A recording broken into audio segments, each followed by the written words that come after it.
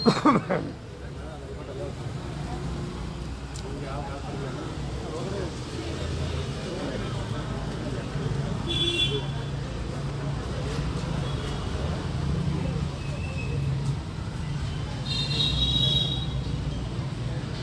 ಆಗಲಿ ಬಾಗ ಹಿಂಗೆ ಇಟ್ಕೊಳ್ಳಂಗೆ.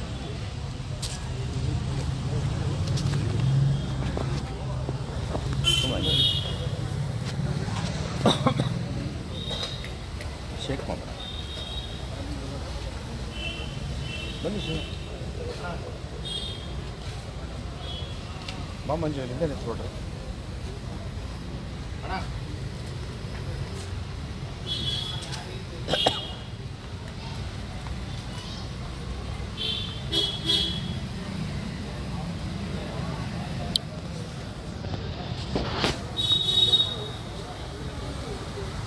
ಆತ್ಮೀಯ ಕನ್ನಡದ ಬಂಧುಗಳಿಗೆ ನಮಸ್ಕಾರ.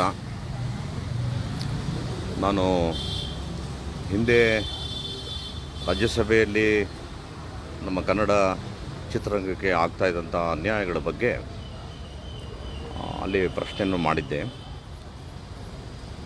ನನ್ನ ಒಂದು ಕಾಳಜಿ ನನ್ನ ಒಬ್ಬನ ಬಗ್ಗೆ ಅಲ್ಲ, ನನ್ನ ಕಾಳಜಿ ಉದ್ಯಮದ ಬಗ್ಗೆ.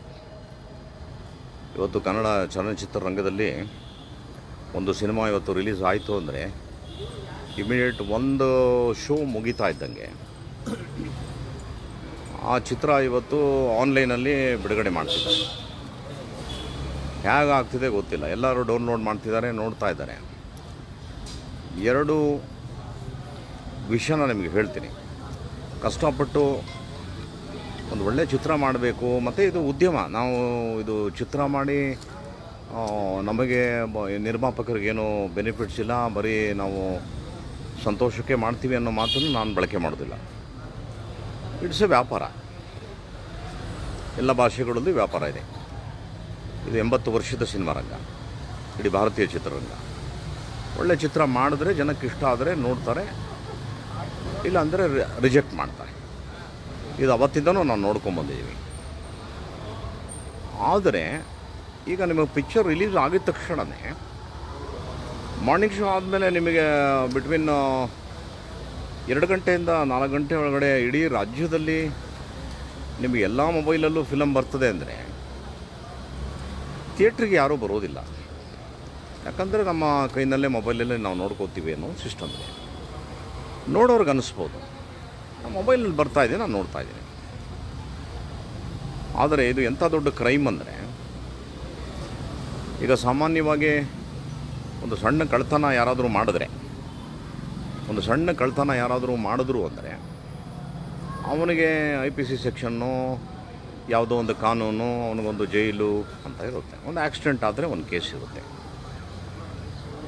ಒಂದು ಬ್ಯಾಂಕ್ ದರೋಡೆಗೆ ಒಂದು ಕೇಸ್ ಇರುತ್ತೆ, ಕೊಲೆಗೆ ಒಂದು ಕೇಸ್ ಇರುತ್ತೆ. ಆದರೆ ಇವತ್ತು ಆನ್ಲೈನಲ್ಲಿ ಒಬ್ಬ ನಿರ್ಮಾಪಕ ಹಾರ್ವೆಸ್ಟ್ ಮಾಡಿದಂಥ ಪಿಕ್ಚರು, ಅಥವಾ ಒಬ್ಬನಿಗೆ ಗೊತ್ತು ಎಲ್ಲೆಲ್ಲಿಂದ ದುಡ್ಡು ತಂದಿರ್ತಾನೆ, ಹ್ಯಾಗೆ ತಂದಿರ್ತಾನೆ, ಅವನು ಹ್ಯಾಗೆ ಸಿನಿಮಾ ಮಾಡ್ತಾನೆ, ಎಷ್ಟು ಕಷ್ಟಪಟ್ಟಿರ್ತಾನೆ, ಎಷ್ಟು ಬಡ್ಡಿ ಕಟ್ಟಿರ್ತಾನೆ. ಒಂದು ಹೆಮ್ಮೆನೂ ಇರುತ್ತೆ, ನಾನೊಂದು ಕನ್ನಡ ಸಿನಿಮಾ ಮಾಡಿದೆ ಅನ್ನೋ ಒಂದು ಹೆಮ್ಮೆ ಇರುತ್ತೆ. ಜೊತೆಗೆ ಅದರಿಂದ ನಾನು ಹಾಕಿದ ದುಡ್ಡಲ್ಲಿ ನನಗೇನೋ ಬರುತ್ತೆ ಅನ್ನೋ ನಂಬಿಕೆಯೂ ಕೂಡ ಇರುತ್ತೆ.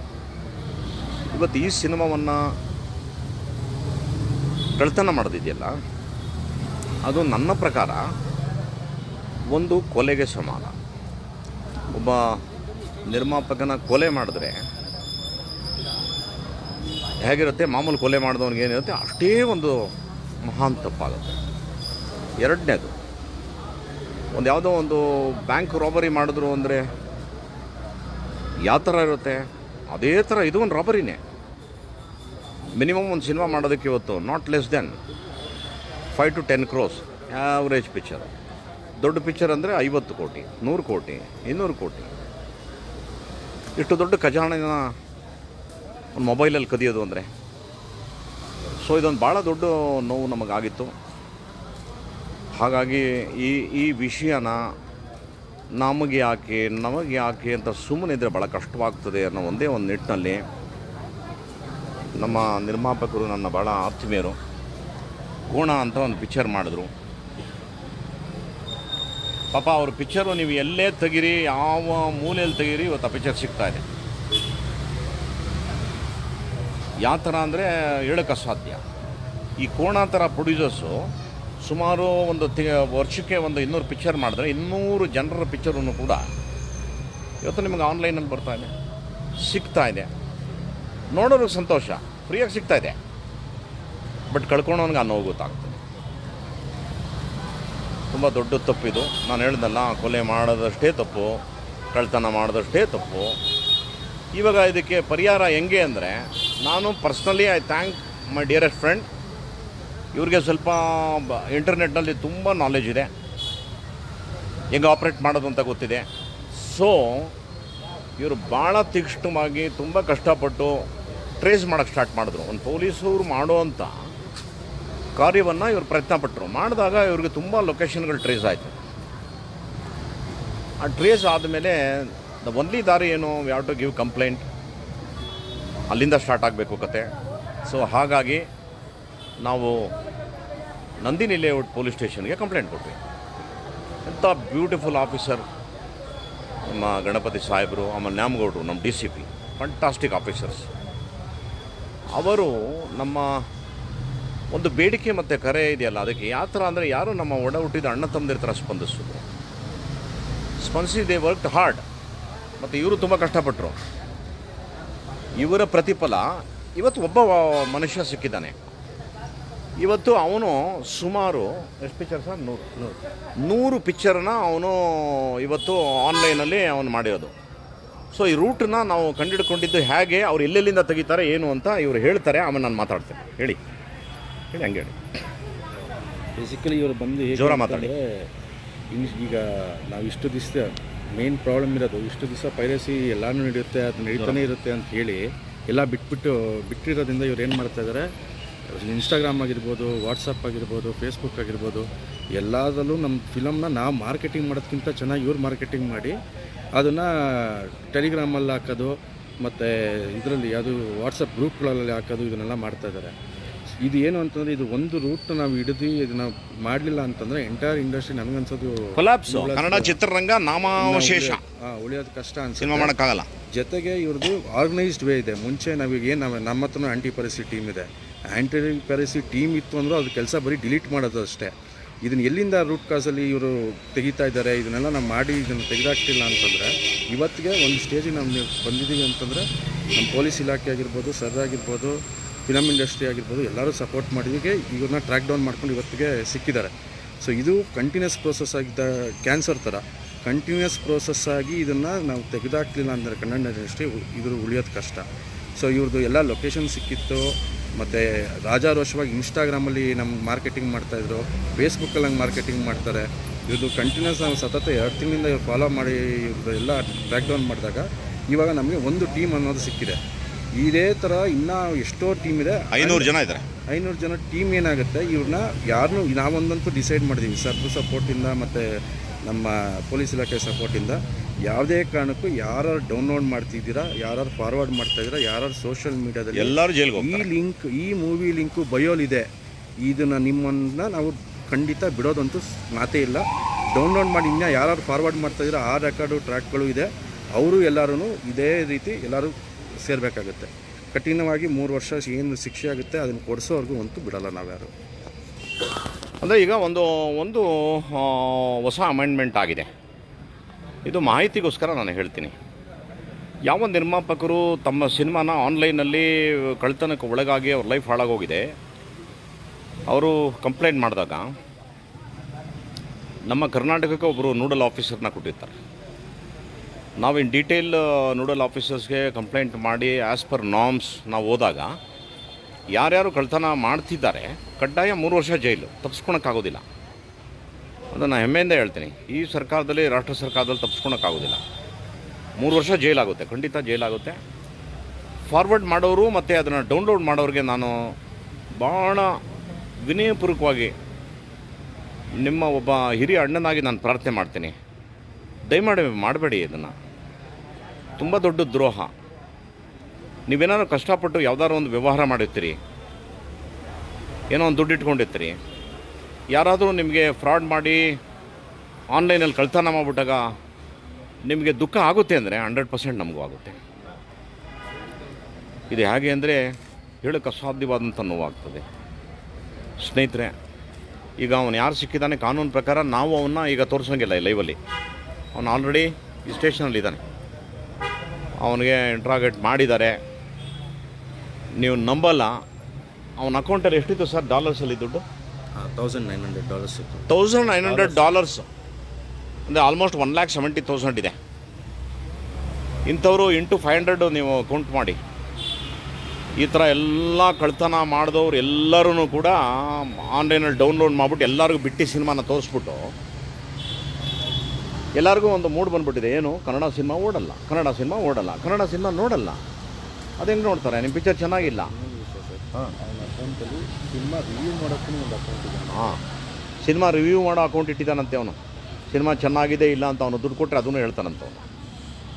ಸೊ ಹೀಗೆ ಹೇಳಿ ಹೇಳಿ ಇವತ್ತೆಲ್ಲ ಯಾರು ನೋಡ್ರಿ, ಹೊರ ರಾಜ್ಯದವ್ರು ಯಾರೂ ಬಂದಿಲ್ಲ, ಎಲ್ಲ ನಮ್ಮ ಕನ್ನಡದ ಮಕ್ಕಳೇ. ಈಗ ಅವ್ನು ಸಿಕ್ಕಾಕೊಂಡಿರೋನು ಬಂದು ಈಗ ಇಂಜಿನಿಯರಿಂಗ್ ಸ್ಟೂಡೆಂಟ್ ಅವನು. ಹಾಂ, ಮೆಕ್ಯಾನಿಕಲ್ ಸೆಕೆಂಡ್ ಇಯರ್ ಮಾಡ್ತಿರೋ ಹುಡುಗ ಅವನು ಇಂಥ ವಿದ್ಯಾವಂತರೇ ಇವತ್ತು ಇಂಥ ಒಂದು ಕೆಟ್ಟ ಚಾಳಿಗಳಿಗೆ ಹಿಡಿದುಬಿಟ್ರೆ ಹೆಂಗೆ ಆಗ್ತದಪ್ಪ? ಸುಮ್ಮನೆ ನೀವೆಲ್ಲ ನನಗೆ ತುಂಬ ದುಃಖ ಆಗೋದೇನು, ಪಾಪ ಸಿನಿಮಾ ಮಾಡಿಬಿಟ್ಟು ಯಾರೋ ಇತ್ತೀಚೆಗೆ ಒಬ್ಬ ನಟ ಹತ್ತಿದ್ದು ನೋಡಿ ನಂಗೆ ಭಾಳ ಬೇಜಾರಾಯ್ತು. ಎಂಥ ಒಂದು ದೌರ್ಭಾಗ್ಯ ದಿನ ನೋಡ್ತಾ ಇದ್ದೀವಿ ನಾವು. ಈ ಥರ ಸಿನಿಮಾ ಮಾಡಿ ಹೇಳುವಂಥ ಪರಿಸ್ಥಿತಿ ಬಂದ್ಬಿಡ್ತಲ್ಲ. ಹಾಗಾಗಿ ಐ ಪ್ರಾಮಿಸ್ಡ್ ಎವ್ರಿ ಒನ್, ಇದೆಲ್ಲ ಸರಿ ಹೋಗೋವರೆಗೂ ನನ್ನನ್ನು ಯಾರೂ ಕರಿಬೇಡಿ, ನನಗಿಷ್ಟನೇ ಇಲ್ಲ ಅನ್ನೋ ಒಂದು ಮಾತನ್ನು ಹೇಳ್ಬಿಟ್ಟಿದ್ದೀನಿ. I am not working. ತುಂಬ ಬೇಜಾರಾಗಿದೆ ಮನಸ್ಸಿಗೆ. ನನ್ನಂತೆ ಅನೇಕರಿಗೆ ಇವತ್ತು ಯಾವ ಮಟ್ಟಕ್ಕೆ ರಾಕ್ಲೈನ್ ಅಂತ ಒಬ್ಬ ದೊಡ್ಡ ಪ್ರೊಡ್ಯೂಸರ್ ಏನು ಹೇಳ್ತಾರೆ ಗೊತ್ತಾ? ಇವತ್ತು ಸಿನಿಮಾ ಮಾಡಿಲ್ಲ ಅಂದರೆ ಅದೇ ನಮ್ಮ ಲಾಭ ಅಂತ ಹೇಳ್ತಾರೆ. ಈ ಥರ ಆಗಿದೆ ಇವತ್ತೆಲ್ಲ. ಅಮಾಯಕರುಗಳು ಎಲ್ಲ ಬಂದು ಮಾಡಿ ಸಿಕ್ಕಾಕೊಂಡು ಈ ಥರ ಆಗ್ತಿದೆ. ಹಾಗಾಗಿ ನಮಗೆ ಬೇರೆ ನಮ್ಮ ತಂದೆ ತಾಯಿಗಿನ್ನ ನೀವು ಶ್ರೇಷ್ಠ. ನಾನು ಹೇಳ್ತೀನಿ ಕೇಳಿ, ನಿಮಗೆ ನನ್ನ ಗುಣ ಗೊತ್ತು, ನಾನು ಯಾವ ರೀತಿ ನೇರವಾಗಿ ಮಾತಾಡ್ತೀನಿ ಗೊತ್ತು. ನಾನು ಸತ್ಯ ಇದ್ದರೆ ಮಾತ್ರ ಬರ್ತೀನಿ, ಇಲ್ಲೇ ಅಂದರೆ ನಾನು ಬರೋದಿಲ್ಲ. ನನ್ನದೇ ಬೇರೆ ಲೈಫು ನಂದು. ನಂಗೆ ತುಂಬ ನೋವಾಗಿದೆ. ಯಾಕಂದರೆ ಒಂದಲ್ಲ ಎರಡಲ್ಲ 40 ವರ್ಷ ನಾನು ಸಿನಿಮಾ ರಂಗದಲ್ಲಿ ಅನ್ನ ತಿಂದಂಥ ಮನುಷ್ಯ ನಾನು. ಹಾಗಾಗಿ ಅವನ ಮುಖನ ತೋರಿಸ್ಬಾರ್ದಂತೆ, ಅದು ಕಾನೂನು. ನಾಳೆ ಒಂದು ಮಾಧ್ಯಮದ ಮುಂದೆ ಆತನ ಕರ್ಕೊಂಬರ್ತಾರೆ. ಐ ಥಿಂಕ್ 11 ಗಂಟೆಗೆ ನಾಳೆ DCP ನಾರ್ತ್ ಅವರು ನ್ಯಾಮ್ಗೌಡರು ಅವ್ರ ಆಫೀಸಲ್ಲಿ ಅವನನ್ನು ಕರ್ಕೊಂಬರ್ತಾರೆ. ಈ ಥರ ಸುಮಾರು 400ರಿಂದ 500 ಜನ ಈಗ ಆನ್ಲೈನಲ್ಲಿ ರೆಡಿ ಇದ್ದಾರೆ. ನನ್ನ ಬ್ರದರ್ಸ್ಗಳಿಗೂ ಹೇಳ್ತಾ ಇದ್ದೀನಿ, ಬಿ ಕೇರ್ಫುಲ್, ವಿಲ್ ಕಮ್. ನಾವು ಟ್ರೇಸ್ ಮಾಡ್ತೀವಿ. ತುಂಬ ಕಷ್ಟ ಇದೆ. ನಾವು ಇಲ್ಲೇನಾಗಿದೆ, ಇದು ಅಭ್ಯಾಸ ಆಗೋಗ್ಬಿಟ್ಟಿದೆ. ಹೋಗಲಿ ಬಿಡಿ ಏನೋ ಆಗಿದೆ, ಏನೋ ಮಾಡ್ತಾರಂತೆ ನೋಡ್ತಾರಂತೆ ಅಂತ ನಾವು ಯಾವ ಮಟ್ಟಕ್ಕೆ ಇದ್ದೀವಿ ಅಂದರೆ ಕಡೇ ಮನುಷ್ಯನವ್ರಿಗೂ ಹೋಗೋಣ, ನನಗೂ ಬೇಜಾರಾಗಿದೆ, ಅಟ್ಲೀಸ್ಟ್ ಈ ಥರ ಆದರೂ ಒಂದು ಸಣ್ಣ ಸೇವೆ ಮಾಡೋಣ ನಮ್ಮ ನಿರ್ಮಾಪಕರಿಗೆ ಅಂತ ಟ್ರೈ ಮಾಡಿ ಲೆವೆಲ್ಗೆ. ಇದಕ್ಕೆ ಸಹಕಾರ ಕೊಡಬೇಕಾಗಿದೆ ಯಾವುದು? ನೀವು, ನನ್ನ ಅಣ್ತಂದಿರು ನೀವು. I love you man. ದಯಮಾಡಿ ಸಹಾಯ ಮಾಡಿ ನಮಗೆ, ನಮ್ಮ ಉದ್ಯಮಕ್ಕೆ ಸಹಾಯ ಮಾಡಿ. ನಾವೆಲ್ಲ ಸುಮಾರು ವರ್ಷ ಮೆರೆದಾಯಿತು, ಮುಂದಿನ ಮಕ್ಕಳು ಮೆರಿಲಪ್ಪ, ಆಶೀರ್ವಾದ ಮಾಡಿ. ಎಲ್ಲರ ಪಿಕ್ಚರ್ ಓಡಿದ್ರೆ ತಾನೆ. ಎಷ್ಟು ಜನ ಮಕ್ಳಿಗೆ ಆಸೆ ಇದೆಯಲ್ವ, ನಾನು ಆ್ಯಕ್ಟ್ರ್ ಆಗಬೇಕು, ಕ್ಯಾಮ್ರಾಮನ್ ಆಗಬೇಕು, ಡೈರೆಕ್ಟ್ರ್ ಆಗಬೇಕು. ನೀವೆಲ್ಲ ಸಹಾಯ ಮಾಡಿದ್ರೆ ಅಂಥವರೆಲ್ಲ ಬರ್ತಾರೆ, ಇಲ್ಲಾಂದರೆ ಕಷ್ಟ ಇದೆ. ಹಾಗಾಗಿ it's my prayer. Thank you so much. ಅವನ್ನ ತೋರಿಸೋಂಗಿಲ್ಲ. ನಾಳೆ 11 ಗಂಟೆಗೆ ಅವನ್ನ ಪ್ರೊಡ್ಯೂಸ್ ಮಾಡಿ ಕೋರ್ಟ್ಗೆಲ್ಲ ಮಾಡ್ತಾರೆ. ಇನ್ನು ಮಿಕ್ಕಿದ್ದು ಯಾರ್ಯಾರಿದ್ದಾರೆ they have taken it as a challenge. ನಾವು ಹೋಮ್ ಮಿನಿಸ್ಟ್ರನ್ನು ಮೀಟ್ ಮಾಡ್ತಾಯಿದ್ದೀವಿ, ಚೀಫ್ ಮಿನಿಸ್ಟ್ರನ್ನು ಮೀಟ್ ಮಾಡ್ತೀವಿ. ನಮ್ಮ ಉದ್ಯಮನ ಕೂಡ ಜಾಯ್ನ್ ಆಗ್ತಾರೆ ನಾಳೆ ಎಲ್ಲರೂ. ಎಲ್ಲ ಪ್ರೊಡ್ಯೂಸರ್ಸು, ಡೈರೆಕ್ಟರ್ಸು ಎಲ್ಲರೂ ಬರ್ತಾರೆ. Make it a big issue. ಇದನ್ನು ತೊಗೊಂಡೋಗ್ತೀವಿ, ಎಲ್ಲಿವರೆಗೂ ಆಗ್ತದೆ ಅಲ್ಲಿವರೆಗೂ ತೊಗೊಂಡೋಗ್ತೀವಿ. ಕಾನೂನು ಜೊತೆಗೆ ಹೋಗ್ತೀವಿ. ಸೊ ಒಂದು ಲಾಸ್ಟು ರಿಕ್ವೆಸ್ಟ್ ಮಾಡಿ ನಾನು ಮಾತು ಮುಗಿಸ್ತೀನಿ. ದಯಮಾಡಿ ಯಾರ್ಯಾರು ಮಾಲ್ ಪ್ರಾಕ್ಟೀಸ್ ಮಾಡ್ತಾಯಿದ್ರಲ್ಲ, ದಯಮಾಡಿ ಇಲ್ಲಿಗೆ ಎಂಡ್ ಮಾಡಿ. ತುಂಬ ದೂರದವರೆಗೂ ಬರ್ತೀವಿ ನಾವು. ನಮಸ್ಕಾರ. Thank you. ನನ್ನ ಮಾತು ಕೇಳಿದ ಎಲ್ಲರಿಗೂ ಧನ್ಯವಾದ. ನಮಸ್ಕಾರ. Love you. ಹೆಚ್ಚಿನ ವಿಡಿಯೋಗಳಿಗೆ ಪ್ರತಿಧ್ವನಿ ಯೂಟ್ಯೂಬ್ ಚಾನೆಲ್ ಸಬ್ಸ್ಕ್ರೈಬ್ ಮಾಡಿ, ಬೆಲ್ ಐಕಾನ್ ಕ್ಲಿಕ್ ಮಾಡಿ.